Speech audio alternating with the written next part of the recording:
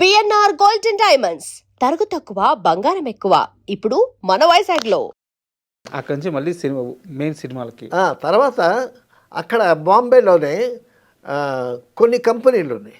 ఆ కంపెనీలో పనిచేశాడు. ఈ న్యూస్ రీల్స్ తర్వాత ఈ ప్రైవేటు ప్రోగ్రామ్స్ అట్లాంటివి సినిమాలే కాదు. సో అక్కడ పనిచేసి అక్కడక్కడ అసంతృప్తిగా ఉండటంతో అక్కడి నుంచి జంప్ అయి మెడ్రాస్ వచ్చాడు ఆయన.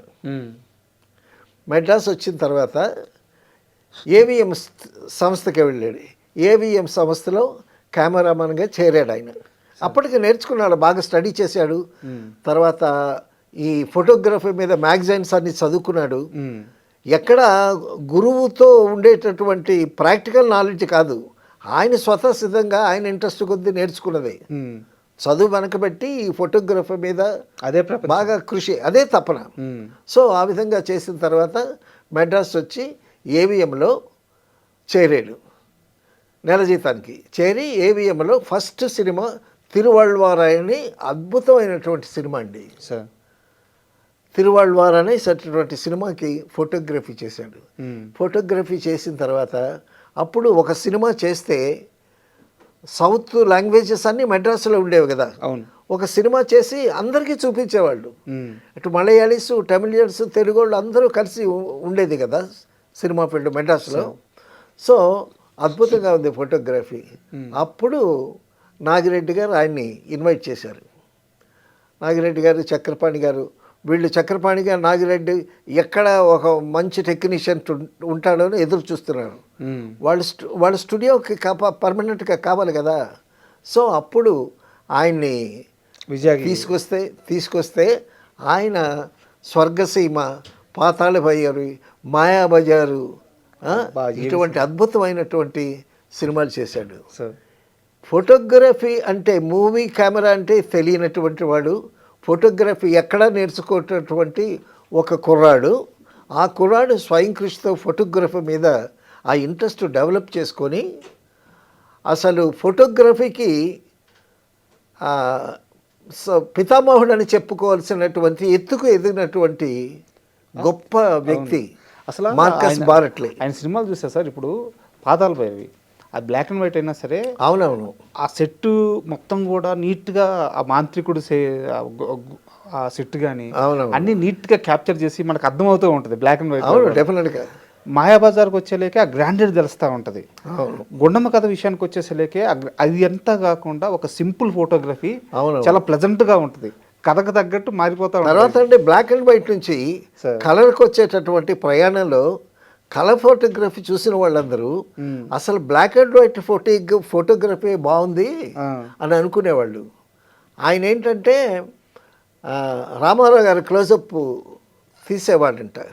రామారావు గారి క్లోజప్ తీస్తే ఒక లైట్ వేస్తే ఈయన కోటేరు లాంటి ముక్కు కదా, ఈ ముక్కు షాడో ఈ చీక్ మీద పడేదన్నమాట.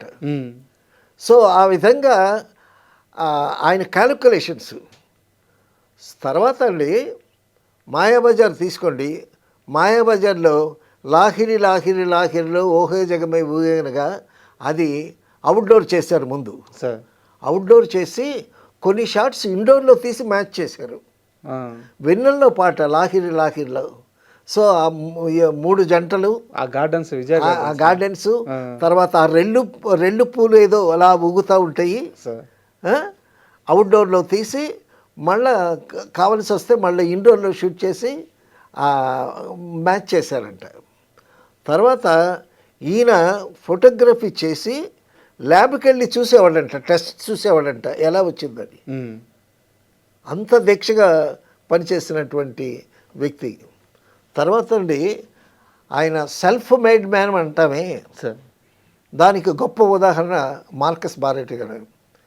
ఎంత ఎత్తుకు ఎదిగిపోయాడంటే ఆయన తెలుగులో బ్లాక్ అండ్ వైట్లో క్లాసిక్స్ అన్నీ ఆయన తీసాడని చెప్పుకున్నాం. అవును. తర్వాత రామానాయుడు గారు రాముడు భీముడు తీశాడు. తీసి చాలా అద్భుతంగా వెళ్ళింది. దాన్ని నాగిరెడ్డి గారి ఆధ్వర్యంలో కలిసి చేసినటువంటి సినిమా హిందీలో తీద్దామని రామన్ శ్యామని పెట్టి దిలీప్ కుమార్ని బుక్ చేశారు. దిలీప్ కుమార్ అంటే అప్పుడు లెజెండ్ కదా, అంతే కదా, ఇండియా మొత్తం మీద. ఇండియా మొత్తం మీద అవును. అద్భుతమైనటువంటి పేరు ప్రఖ్యాతులు ఉన్నవాడు. ఎంత పేరు ఉన్నవాడంటే ఆయన 5వ అంతస్తు మీద ఉండేటప్పుడు దిలీప్ కుమార్ గారు బాంబేలో ఒక ప్రొడ్యూసర్ ఆయన దగ్గరికి వెళితే ప్రొడ్యూసర్ దిగేటప్పటికి ఫైనాన్సర్స్ ఒక 10 మంది ఉండేవాళ్ళంట. దిలీప్ కుమార్ దగ్గర నుంచి దిగుతున్నాడు, దిలీప్ కుమార్ డేట్లు తీసుకుని వస్తాడు, అతను సినిమా తీస్తాడు, ఆ సినిమాకి ఫైనాన్స్ చేద్దామని ఒక 10 మంది ఫైనాన్సర్స్ రెడీగా ఉండేవాళ్ళంట. అంత రేంజ్ దిలీప్ కుమార్ గారితో. అటువంటి దిలీప్ కుమార్ గారితో ప్లాన్ చేశారు రామవర్షం జ్యువెలర్ అందులో.